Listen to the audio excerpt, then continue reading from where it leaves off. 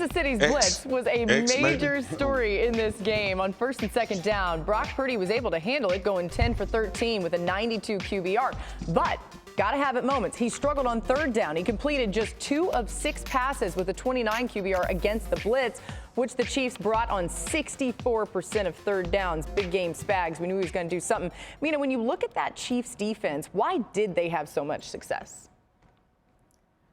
I think a lot of it started on first down in particular. I think they went into this game very hell-bent on limiting the Niners on that down, in which they, of course, dominated the NFL. And Laura, if you rake out the numbers by each individual down, they blitzed on nearly 50% of first downs, which is wild. It's above their season average. It's, of course, way above the average of teams playing the San Francisco 49ers. And it had the effect of course, generating some unblocked pressures, of rattling Brock Purdy when they didn't send pressure, of filling in gaps versus the run. It was incredibly effective. And what struck me is this Niners offense was so good at dictating to defenses on first down.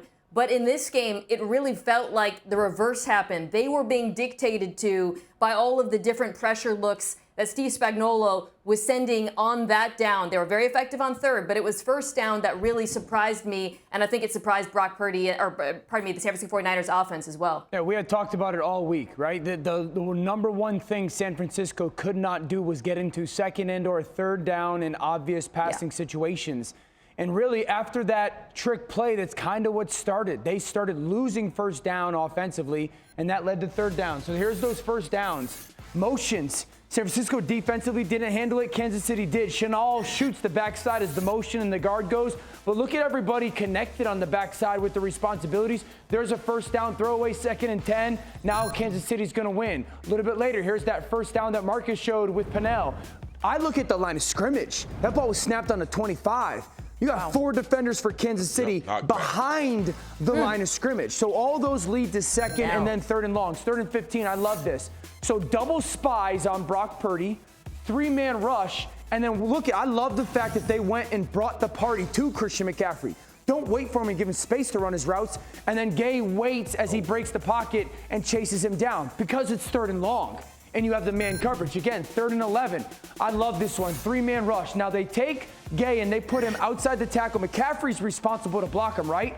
He bursts, then waits to slow play it. McCaffrey's stuck inside. Then Bolton bursts through the middle of the pocket and Gay stops, waiting for Purdy. Again, lockdown man coverage on those third down situations. That's the story of the game.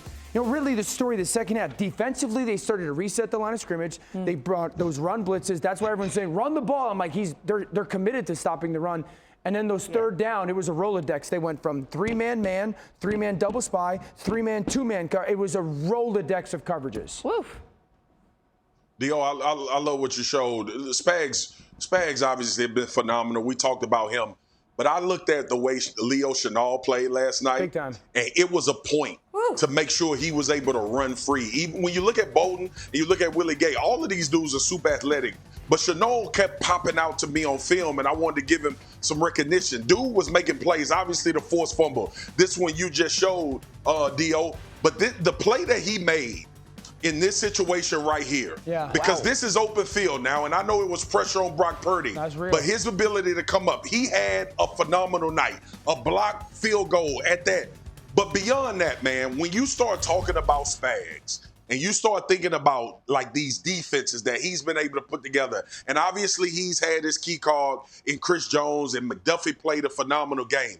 There has always been a concerted effort to make sure that each individual player can play to his strength. We saw McDuffie in a lot of man-to-man. He's phenomenal at man-to-man. L'Jarius Sneed, obviously, when we start talking about the matchups, Chris Jones moving around the line of scrimmage, and then finally finding that interior pressure that they were trying to generate. But Leo Chenal was put in a position to be successful, and all he had to do was run and hit, and it showed up in the game all night long. Just think about and look at the difference on first downs in the third quarter between these football teams. As poorly as Kansas City played offensively, they got it going, and that's really what allowed them to be a little bit more rhythmic and efficient. And then San Francisco, I think they ran 5 plays on first down in the third quarter, got 1 yard.